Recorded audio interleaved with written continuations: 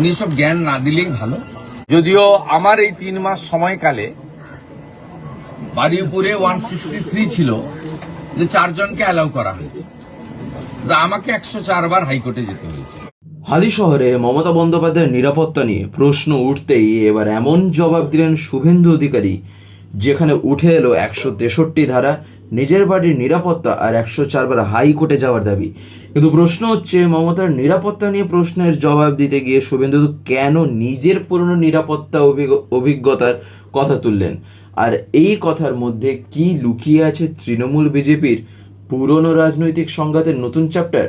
এই জায়গায় আগে শুনে নিন শুভেন্দু অধিকারী ঠিক কি বলেছেন। যদিও আমার এই 3 মাস সময়কালে বাড়ির উপরে 163 ছিল, যে 4 জনকে অ্যালাউ করা হয়েছে, আমাকে 104 বার হাইকোর্টে যেতে হয়েছে।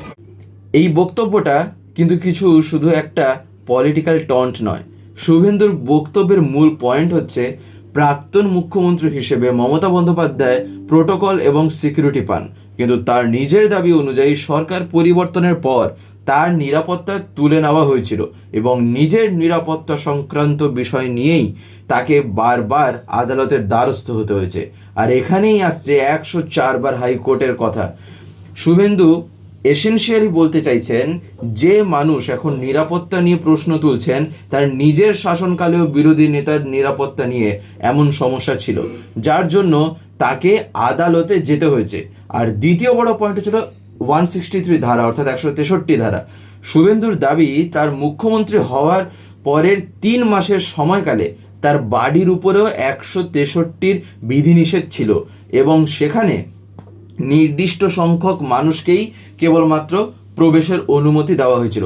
অর্থাৎ তার বক্তব্যের পলিটিক্যাল মেসেজ কিন্তু একটাই, সিকিউরিটি রেস্ট্রিকশন শুধু মমতার জন্য নয়, আমাকেও ফেস করতে হয়েছে। যদিও আমার এই 3 মাস সময়কালে বাড়ির উপরে 163 ছিল, যে 4 জনকে অ্যালাউ করা হয়েছে, আমাকে 104 বার হাইকোর্টে যেতে হয়েছে।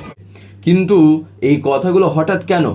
কারণ গোটা কন্ট্রোভার্সির কেন্দ্রেই রয়েছে কিন্তু হালিশহর।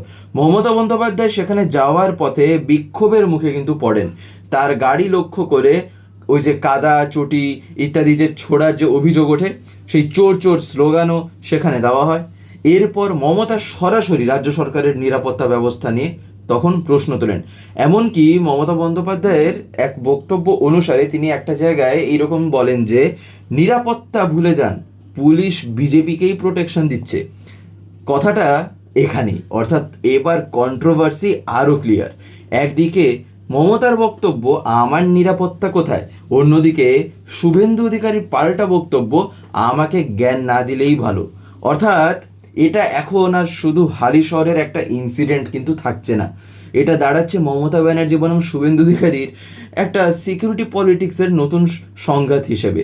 আর সবচেয়ে ইন্টারেস্টিং বিষয়, শুভেন্দু শুধু হালিশহরের ঘটনা নিয়ে কিন্তু কথা বলেননি, তিনি নিজের সিকিউরিটি এক্সপিরিয়েন্সকে সামনে এনে মমতার অভিযোগের ক্রেডিবিলিটি নিয়েও কিন্তু প্রশ্ন তুলেছেন। তবে এখানে একটা বিষয় পরিষ্কার রাখা দরকার, হালিশহরে যে ঘটনা ঘটেছে তার রাজনৈতিক ব্যাখ্যা কিন্তু দুই পক্ষের দুই রকম। মমতা বলছেন তার নিরাপত্তা নিয়ে ভয়াবহ পরিস্থিতি তৈরি হয়েছিল এবং পুলিশ যথাযথভাবে তাকে প্রোটেক্ট করেনি।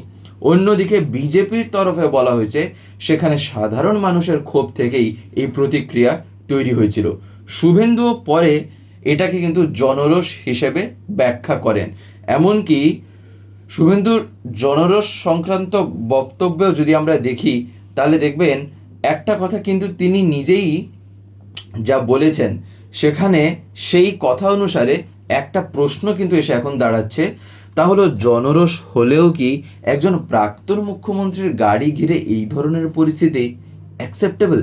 কারণ একটা কথা ভুলে গেলে তো আবার চলবে না, যে আজ ক্ষমতার চেয়ে শুভেন্দু অধিকারী আর বিরোধী শিবিরে মমতা বন্দ্যোপাধ্যায়, কিন্তু রাজনৈতিক সমীকরণ যাই হোক, security is a constitutional and administrative responsibility. আর সেই কারণেই শুভেন্দুর 104 বার হাইকোর্টে যাওয়ার দাবি এবং মমতার হালিশহরে নিরাপত্তা নিয়ে অভিযোগ, দুটো বিষয়ই কিন্তু এখন রাজনৈতিক বিতর্কের কেন্দ্রে। তাই তার উপর শুভেন্দুর কিন্তু আবার শেষের সেই কটাক্ষটা, তা কি তা নিজেই আপনারা একটু শুনে নেন। উনি সব জ্ঞান না দিলেই ভালো। এই এক লাইনেই কিন্তু পুরো পলিটিক্যাল কনফ্রন্টেশনের টোনটাই বদলে যায়। তাহলে হালিশহরের ঘটনা কি শুধু একটা সিকিউরিটি ল্যাপস, নাকি এর পিছনে রয়েছে মমতা শুভেন্দু পুরনো রাজনৈতিক সংঘাতের আরও বড় চ্যাপ্টার? একদিকে মমতার নিরাপত্তা নিয়ে অভিযোগ, অন্যদিকে আবার শুভেন্দুর নিজের সিকিউরিটি হিস্ট্রি এবং 104 বার হাইকোর্টে যাওয়ার দাবি। শেষ পর্যন্ত সত্যিটা কোথায় গিয়ে দাঁড়ায় সেটাই এখন সবচেয়ে বড় প্রশ্ন।